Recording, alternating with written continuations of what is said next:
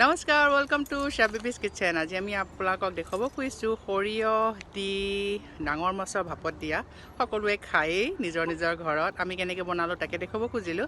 আৰু যদি আমাৰ ভিডিঅ'টো ভাল লাগে লাইক কৰিব, শ্বেয়াৰ কৰিব, কমেণ্ট কৰিব, আমাৰ চেনেলটো ছাবস্ক্ৰাইব কৰিব, বেল আইকনটো দবাই দিব যাতে ভিডিঅ'ও গম পাই থাকে। আহকচোন চাওঁ আমি কেনেকৈ বনালোঁ। ভাপত সিজোৱা মাছ খাই কিমান ভাল লাগে নহয়নে? টেষ্টিটো হয়, লগতে হেল্ডিও হয় নহয় জানো? আমি আজি বনাবলৈ লোৱা ৰেচিপিটো তেনেকুৱাই টেষ্টি আৰু হেল্ডি। ইয়াৰ বাবে মই 5 পিচ মাছ লৈছোঁ। আপুনি মন পচন্দৰ ৰৌ, বাহু যি মাছ ভাল পায় তেনেকুৱা মাছেই ল'ব পাৰে। 2 টেবুলস্পুন সৰিয়হ মই পানীত আধা ঘণ্টামান তিয়াই তাৰপিছত পিচি লৈছোঁ। এটা ডাঙৰ পিঁয়াজৰ আধা ফাল লৈছোঁ। 1 ইঞ্চিমান দীঘল আদা লৈছোঁ। 4-5টা কেঁচা জলকীয়া লৈছোঁ। 1 টেবুলস্পুন মিঠাতেল লৈছোঁ।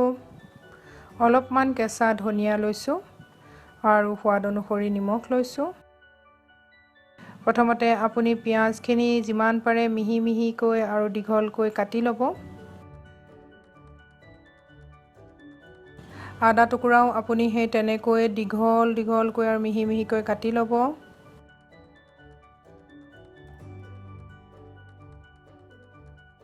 জলকীয়া কেইটা মই মাজতে কাটি দুফালকৈ লৈছোঁ। ধনিয়াখিনিও মই মিহি মিহিকৈ কাটি ল'লোঁ। এতিয়া এটা বহল বাতি ল'ব আৰু তাত পিঁয়াজ, আদা, ধনিয়া, জলকীয়া, নিমখ, সৰিয়হৰ পেষ্ট এই সকলোখিনি ভালদৰে হাতেৰে মোহাৰি মিক্স কৰি পেলাব। পিঁয়াজ, আদাবোৰো একেবাৰে মোহাৰি ভাঙি পেলাব। তাৰপিছত এই মিক্সখিনিৰ লগত মাছখিনি যোগ কৰি ভালদৰে হাতেৰে মোহাৰি আকৌ মিহলাই পেলাব। আপুনি যদি ৰংটো হালধীয়া হ'লে ভাল পায় তেনেহ'লে অকণমান হালধিও যোগ কৰি দিব পাৰে।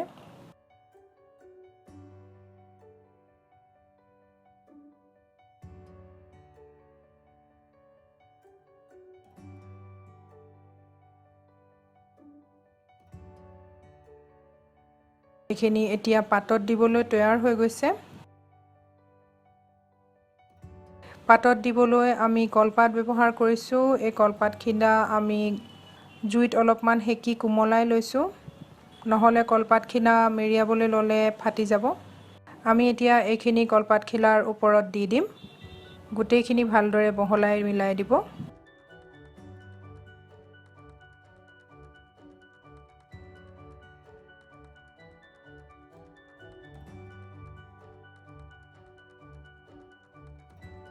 একেবাৰে শেষত অলপমান মিঠাতেল মিহলি কৰি দিব। এতিয়ালৈকে যদি আমাৰ ভিডিঅ'টো চাই আপোনাৰ ভাল লাগিছে তেনেহ'লে লাইক এটা কৰি দিব আৰু আমাৰ চেনেলটো ছাবস্ক্ৰাইব কৰিবলৈ নাপাহৰিব কিন্তু। এতিয়া কলপাতখিলা ভালদৰে আপুনি মেৰিয়াই পেলাব, এটা টোপোলাৰ দৰে কৰি পেলাব। এইটো দেখিছেনে, টোপোলাটো তৈয়াৰ হৈ গ'ল। ভাপত দিবৰ বাবে মোৰ এটা ষ্টিমাৰ আছে। এই ষ্টিমাৰটোত মই 10 মিনিটমান আগতেই জুইত বহাই ৰাখিছোঁ, পানী উতলিবলৈ দিছোঁ। এই টোপোলাটো মই এই ষ্টিমাৰটোত ৰাখি এতিয়া 15 মিনিট মিডিয়াম ফ্লেমত সিজিবলৈ দিম। যদি আপোনাৰ তাত ষ্টিমাৰ নাই তেনেহ'লে কেৰাহীখনতে ষ্টেণ্ড এটা পাৰি তলত অলপমান পানী দি টোপোলাটো ওপৰত বহাই দিব বা টেমা এটাৰ ভিতৰত ভৰাই দিব। তাৰপিছত 15 মিনিট সিজিবলৈ দিব। এয়া 15 মিনিটৰ পিছত মই এই টোপোলাটো উলিয়াই আনিছোঁ। খুব সাৱধানেৰে খুলিব কাৰণ লগে লগে খুব গৰম হৈ থাকে।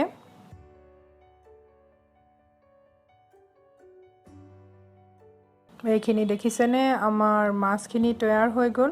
টোপোলাটো খোলাৰ লগে লগে এটা সুগন্ধ মোৰ নাকত লাগিছেহি। এই মাছখিনি আপুনি গৰম ভাতৰ লগত বা কৰ্কৰা ভাতৰ লগত বা পঁইতা ভাতৰ লগত যেনেকৈ ইচ্ছা হয় আপুনি খাব পাৰে।